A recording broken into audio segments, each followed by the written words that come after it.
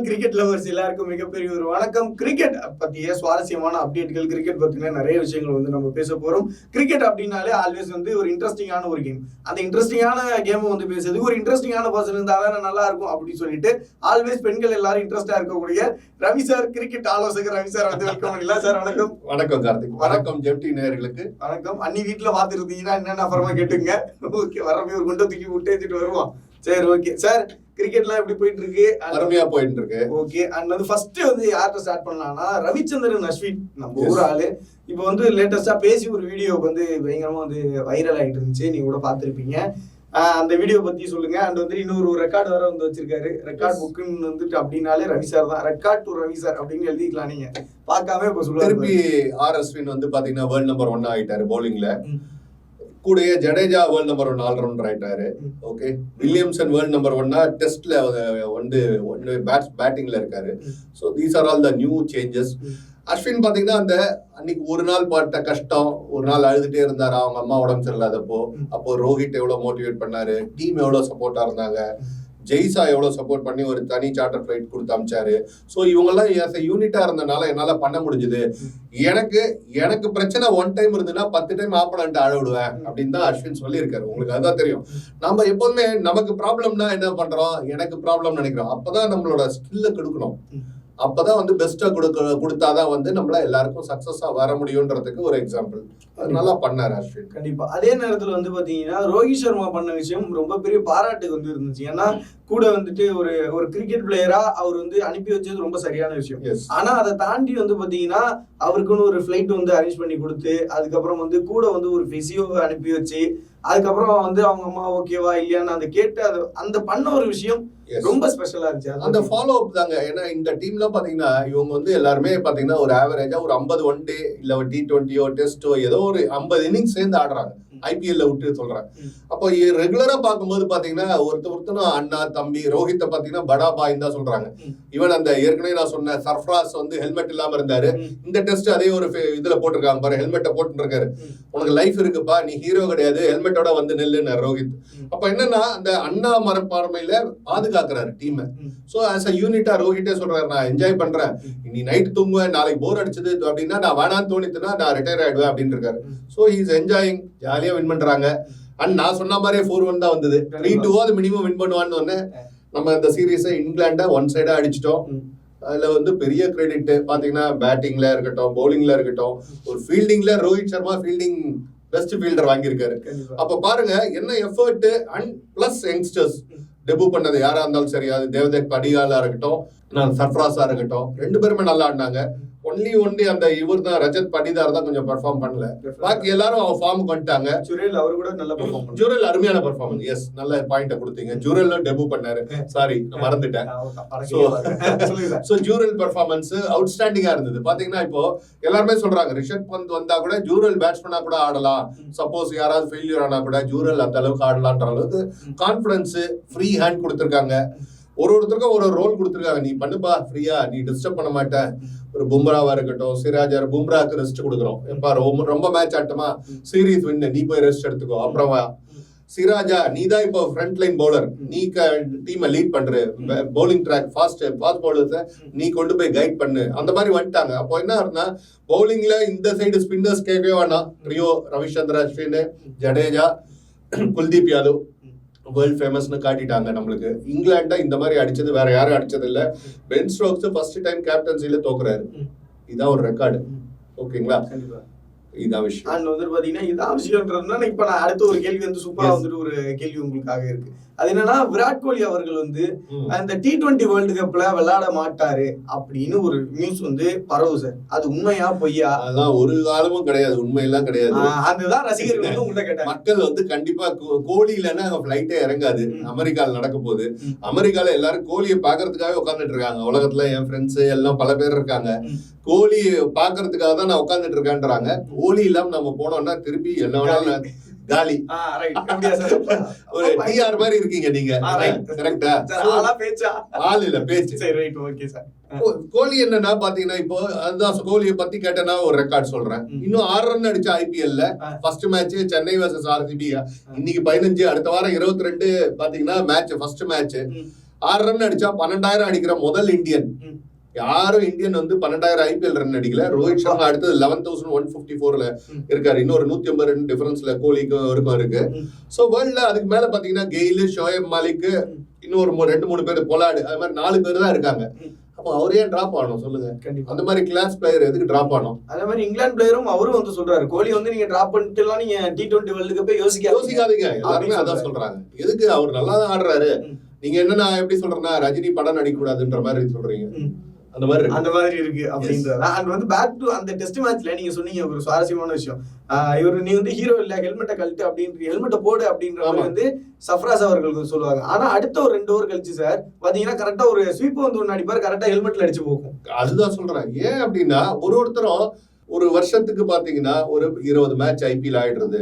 அதுக்கப்புறம் வெளியில எப்படியாவது ஏதாவது ஒரு மேட்ச் அப்படி இப்படி ஆடிடுறாங்க. ஒரு 50 மேட்ச் கிட்ட ஆடுறத உங்களுக்கு கேரியரை கெடுத்துக்காதப்பா. இன்ஜுரின்னு இப்போ பாவம் ரிஷப் பந்த் கஷ்டப்பட்டு 1 வருஷம் இல்ல.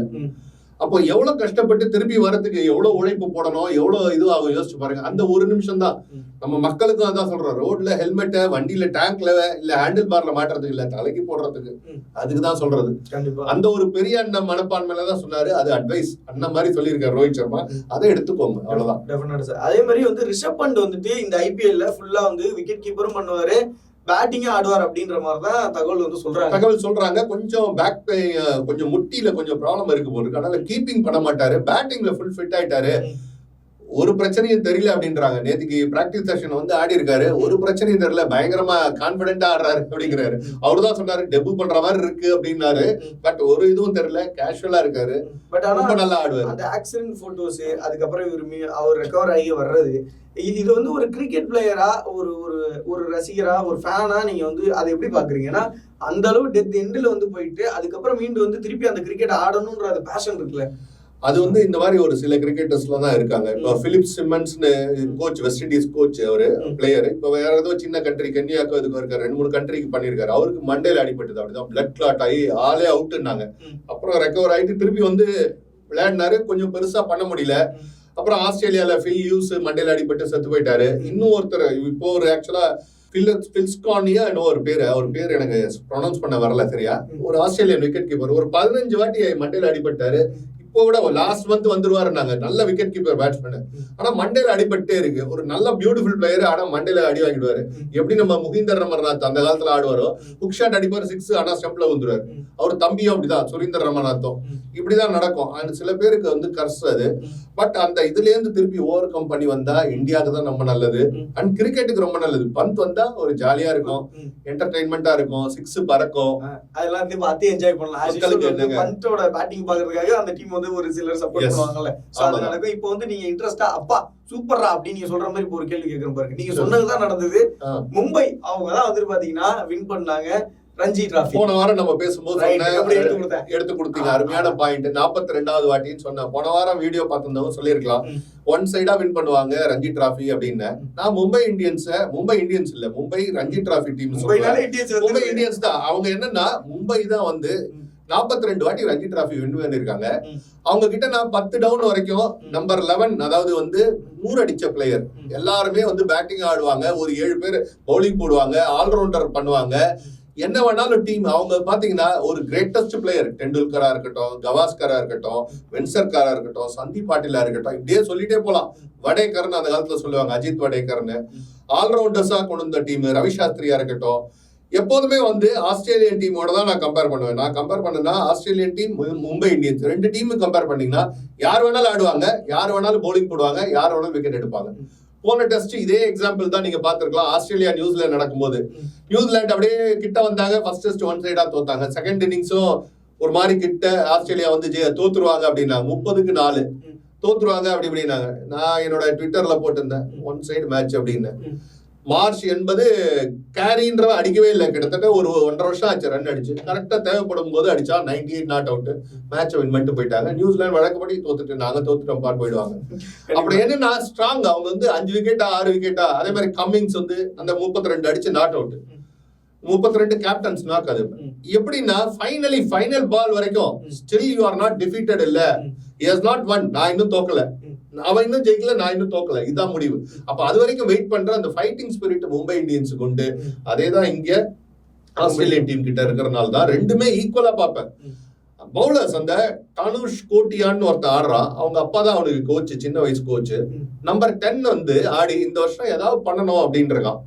சரி என்னப்பா ஏதாவது பண்ணுவேன்னா ஒரு 300 ரன் அடிக்கணும், மினிமம் 25 விக்கெட் எடுக்கணும்னா 29 விக்கெட். தனுஷ் கோட்டியான் அவரே மிகப்பெரிய ஒரு இன்ஸ்பிரேஷனா இருப்பார் போல. யாராவது பியூட்டிஃபுல் பிளேயர். நீங்க பாருங்க அவங்க எல்லாம் இன்ஃபேக்ட் மும்பை இந்தியன்ஸ் தான் ஃபியூச்சர்ல நிறைய இந்தியன் டீமுக்கு கொண்டு கொடுத்தது. அதே மாதிரி ஷாம்ஸ் முலானின்னு ஒரு லெஃப்ட் ஆர்ம் ஸ்பின்னர், ஜடேஜா மாதிரி ஆடுவாரு, ஜடேஜா மாதிரி போலிங் போடுவாரு. நீங்க அந்த மாதிரி பிளேயர்ஸ் எல்லாம் பார்க்கலாம். ஃபைனல்ஸ்ல நம்ம சர்ஃப்ராஸோட தம்பி தான் வந்து முஷீர் கான் தான் மேன் ஆஃப் தி மேட்ச், 100 அடிச்சார் ஃபைனல்ஸ்ல. அந்த பாருங்க அந்த 100 வந்து டெண்டுல்கர் ரோஹித் சர்மாவை பார்த்தாங்க உட்காந்து எப்படி ஆடுறாங்கன்ட்டு. அதே ஐயர் 95 அவுட் ஆன ரோஹித் சர்மா தலையில கை வச்சாரு, திருப்பி 95 அவுட் ஆறியன்ட்டு. 95னா இன்னொரு 5 ரன் அப்போ போய் ஒரு பைத்தியக்கார சனமன் ஷாட் ஆடி அவுட் ஆனாரு. அப்போ என்னன்னா இவ்வளவு பிளேயர்ஸ் வந்து வாட்ச் பண்றாங்க. இன்னும் மும்பைல ஒரு வேர்ல்டு பெரிய கிரிக்கெட் நடக்குது, ரஞ்சி டிராஃபி நடக்குது அப்படின்னா ஃபாலோ பண்ணும்போது மக்களுக்கு இதெல்லாம் தான் வரும். யாரும் பார்க்கலன்னு நினைச்சிட்டு இருக்காங்க, யாராவது பாக்குறாங்க, நம்மள மாதிரி ஒரு 100 பேர் பாக்குறாங்க. கண்டிப்பா அப்படிதான் வந்து பெரிய பிளேயர்ஸ் வந்து டெவலப் ஆகுது. ஓவர் நைட் யாரும் வந்துடல, கஷ்டப்பட்டு தான் வராங்க. கண்டிப்பா ஏதோ ஒரு மேட்ச்ல. ஆனா இவர் நீங்க சொன்ன தனுஷ் அவருமே வந்து பாத்தீங்கன்னா மிகப்பெரிய ஒரு இன்ஸ்பிரேஷன். ஏன்னா 8 டவுன் 6 டவுன் இதுல எல்லாம் நிறைய பேர் வந்து நமக்கு வாய்ப்பே கிடைக்காது அப்படின்னு சொல்லலாம். கண்டிப்பா. பட் ஆனா அவர் எவ்வளவு சார் விக்கெட் எடுத்திருக்காரு? 29 விக்கெட் 500 ரன்னுங்க. 29 விக்கெட் 500 ரன் வந்து அது வந்து lower order batsman. Last wicket ஒரு விக்கெட் முன்னாடி நம்பர் 10 லாஸ்ட் விக்கெட் இல்ல லாஸ்ட் முன்னாடி மாறி மாறி ஆடுது, அவ்வளவுதான். அதுல அடிச்சு கப்ப வின் பண்ணி கொடுத்தாரு பாருங்க. செமிஃபைனல்லயும் ஒரு சூப்பர் இன்னிங்ஸ், ஃபைனல்ஸ்லயும் ஒரு 78 நாட் அவுட், செகண்ட் இன்னிங்ஸோ ஃபர்ஸ்ட் இன்னிங்ஸோ 78 அடிச்சாரு. எப்ப கேட்டாலும் விக்கெட். அப்போ உங்களுக்கு என்னன்னா all round, I can do whatever. நீ என்கிட்ட பால கொடு, இல்ல ரன் அவுட்ன்ற, இல்ல கேட்ச பவுண்டரியை சேவ் பண்ற, ஐ பி இன் மேட்ச், ஏதாவது ஒண்ணு பண்ணிட்டு இருப்போம்பா அப்படின்றாங்க. அதுதான் வந்து மும்பையோட ஸ்ட்ரென்த். நம்ம அதுதான் எல்லாரும் ஆஸ் அ பிளேயரா வந்து அது வந்துடுச்சுன்னா நீங்க எந்த லெவல்ல வேணாலும் ஆடலாம். அண்ட் வந்து பாத்தீங்கன்னா இப்போ வந்து T20 வேர்ல்டு கப்பும் வந்துட்டு வரப்போகுது, அதே நேரத்துல ஐபிஎல்லும் வரப்போகுது. சோ ஐபிஎல் வந்துட்டு பயங்கரமா கண்டிப்பா T20 வேர்ல்டு கப் சப்போர்ட் பண்ணுமா? இதுல இருந்து ஐபிஎல்ல இருந்து யாராவது ஒரு சில பிளேயர் பிக் பண்ணி அதுல டைரக்டா எடுக்க ஐபிஎல்ல பெர்ஃபார்மன்ஸ் ட்ராக் பண்ணுவாங்க கண்டிப்பா. ஏன்னா இப்ப இதுக்கப்புறம் மேட்சே இல்ல, இப்ப ஐபிஎல் தான் இப்ப அடுத்த வாரம் ஆரம்பிக்க போகுது. அதுக்கப்புறம் ஒண்ணுமே இல்லைன்னு நினைக்கிறேன். மோஸ்ட்லி ஜூன்ல உடனே இது முடிஞ்ச உடனே போறோம். நம்ம எல்லாருமே அமெரிக்காவுக்கு போறாங்க. வெஸ்ட் இண்டீஸ்ல தான் இது வேர்ல்ட் கப் T20 நடக்குது. அப்போ டைமே இல்ல. சோ என்ன பெர்ஃபார்மன்ஸ்னா இந்த ஒரு ஐபிஎல் பெர்ஃபார்மன்ஸை வச்சுதான் பார்க்க போறாங்க. அதுல யாரு யங்ஸ்டர்ஸ், ஜெய்ஸ்வால்லாம் கண்டிப்பா ஷியோர். அப்போ உங்களுக்கு யார் பெர்ஃபார்ம் பண்றாங்களோ அவங்க கண்டிப்பா உண்டு, அவ்வளவுதான் விஷயம். கண்டிப்பா. அண்ட் எஸ்எஸ்வி ஜெய்ஸ்வால் அவரோட பெர்ஃபார்மன்ஸ் நம்ம தனியா இந்தியன் டீமுக்கு ஒரு நல்ல பிளேயர் வந்து டெஃபினட்டா அந்த கான்ஃபிடென்ட்டா அந்த இன்னிங்ஸை பில்ட் பண்ணக்கூடிய பிளேயரா அவர் கிடைச்சிருக்காரு. ஆனா ஒரு லாங் டேர்ம் பிளேயரா வந்துட்டாரு. அண்டர் 19ல பாத்தீங்கன்னா அவரு கன்சிஸ்டன்டா இறங்கி அவரே அடிச்ச அந்த ஒரு மேட்ச் அவர் கேப்டனா இருக்கும்போது ஃபுல்லா கொண்டு போனார் அந்த டீமை. அன்பார்ச்சுனேட்லி தோத்துட்டோம், நம்ம ஃபைனல்ஸ் வின் பண்ணல. ஆனா பவுலிங்கும் போடுவாரு, அதே மாதிரி இப்ப அடிக்கிற மாதிரியே 6-4 அடிச்சுட்டே இருப்பாரு. அவர் தனியா இருந்தாரு. டெபுலையும் பாத்தீங்கன்னா வெஸ்ட் இண்டீஸோட ஒரு 171 அடிச்சாரு. அதுக்கப்புறம் இப்ப இங்கிலாண்டோட ஒரு 200 ஒரு சீரீஸ்ல அடிக்கிறதுனா ஒரு பெரிய விஷயம். 10 இன்னிங்ஸ்ல 774 கவாஸ்கர் ரெக்கார்டை வந்து பிரேக் பண்ணி அந்த ரன்ஸ் கிட்ட வராருன்னா எவ்வளவு பெரிய டேலண்டா இருக்கணும். சும்மாலாம் அடிக்க முடியாது. ஒரு 100 யார் வேணாலும் அடிக்கலாம். இன்னைக்கு கன்சிஸ்டன்டா பிரஷரா இருந்தாலும் சரி. ஆண்டர்சன் அடிச்சாரு. ஆண்டர்சன் ஒரு 3 6 வேர்ல்ட்ல யாருமே அடிச்சது இல்ல. அதுக்கப்புறம் பாத்தீங்கன்னா அடுத்த மேட்சும் வந்து ஒரு 3-4 அடிச்சாரு. ஸோ ரெகுலரா எனக்கு எப்போ வந்து பிரேக் பண்ண தெரியும், எனக்கு எப்போ ஒட்டி ஆடணும்னு தெரியும், அட்டாக் பண்ணணும்னு தெரியும். ஒரு ஷேவாக் மாதிரி இருக்காரு, அதுதான் வேணும். டெஃபினட்டா அந்த மாதிரி ஒரு பிளேயர் வந்துட்டு பாத்தீங்கன்னா நமக்கு வந்து கிடைக்கிறது ரொம்ப எப்படி சொல்றது, ரொம்ப கஷ்டமான விஷயம். அப்படின்றத தாண்டி அந்த ரெகுலர் பிளேயர்ஸ் கிடைக்கிறது ரொம்ப கஷ்டமான விஷயமா. கன்சிஸ்டன்சி வேணும், அதுதான் சொல்றேன். கன்சிஸ்டன்டா இப்போ ஒரு மேட்ச் அடிப்போம். நான் கென்யா, ஆக்லாந்து, துபாய், சின்ன டீமோடலாம் நேபாளெல்லாம் அடிச்சிருவேன். பெரிய டீம் ஆஸ்திரேலியா, சவுத் ஆப்பிரிக்கான்னா ஆட மாட்டேன் சார்ன்னு சொல்லக்கூடாது. கன்சிஸ்டன்டா ஆடுறாங்க, அதுதான். அண்ட் வந்து பாத்தீங்கன்னா உமன்ஸ் பிரீமியர் லீக், அதையும் உமன்ஸ் ஐபிஎல் வந்து பாத்தீங்கன்னா நல்லா போயிட்டு இருக்கு. ஆர்சிபி வந்துட்டு தோத்துட்டு போயிட்டாங்க அப்படின்ற மாதிரி திருப்பி குவாலிஃபை ஆயிட்டாங்க. மேட்ச் குவாலிஃபை ஆயிட்டாங்க. அதுவும் பாருங்க லாஸ்ட் பால் 6 எவ்வளவு நெயில் பெட்டர்லாம் நடக்குதுன்னு உங்களுக்கே தெரியும். எவ்வளவு க்ளோஸா வருது. ஒரு ஆர்சிபி கேப்டன் போன்ற ஒரு லேடி ஸ்மிருதி மந்தனா இல்ல, வேற ஃபாரினர் அடிச்சு காரு கிளாஸ் உடைஞ்சது கரெக்டா. சோ அவ்வளவு பெரிய 6 அடிக்கிறாங்க. அவங்களே வந்து பாத்தீங்கன்னா பவுண்டரி ஆடு 60, ஆனா கூட உள்ளத்துக்கு எங்கேயோ அடிக்கிறாங்க. காரு நிக்குது, அதுக்கப்புறம் ஒரு 10 அடி தள்ளி இருக்கு. பீப்புள் வந்து இன்ட்ரெஸ்ட், கிரௌடு பார்க்க ஆரம்பிச்சுட்டாங்க. பீப்புள் வந்து என்ஜாய் பண்ண ஆரம்பிச்சிட்டாங்க. சம்மர் ஃபெஸ்டிவல் ஆரம்பிச்சிடுது, அதுதான் விஷயம். கண்டிப்பா சார். அண்ட் வந்து பாத்தீங்கன்னா எல்லா விதமான கிரிக்கெட் அப்டேட்ஸும் வந்து நம்ம பயங்கரமா வந்து சுவாரஸ்யமான விஷயங்கள்லாம் வந்துட்டு பேசுறோம். சோ அடுத்த வாரம் வந்து என்ன பேச போறோம், என்ன பண்ண போறோம் அப்படின்றது நீங்க சொல்லிட்டு அப்படியே ஒரு சைனிங் ஆஃப் கொடுங்க. அடுத்த வாரம் இதே மாதிரி IPL ஸ்டார்ட் ஆகுது. சோ பார்த்து ரசிங்க. மக்களுக்கு அதான் சொல்ல வரணும். கண்டிப்பா நம்மளும் நம்மளோட கருத்தை நம்ம தெரிவிக்கலாம். நீங்களும் உங்க क्वेश्चंस கேட்கலாம். கமெண்ட்ரியில வந்து சந்திப்போம் அப்படின்றது வந்து சொல்லிக்கிறேன். நான் இந்த வாரம் சூப்பரான வந்துட்டு பாத்தீங்கன்னா கிரிக்கெட் அப்டேட்ஸ்லாம் வந்து தெரிஞ்சுக்கீங்க. அடுத்த வாரம் இன்னும் நிறைய அப்டேட்ஸோட வந்து சந்திக்கிறோம். நன்றி, வணக்கம்.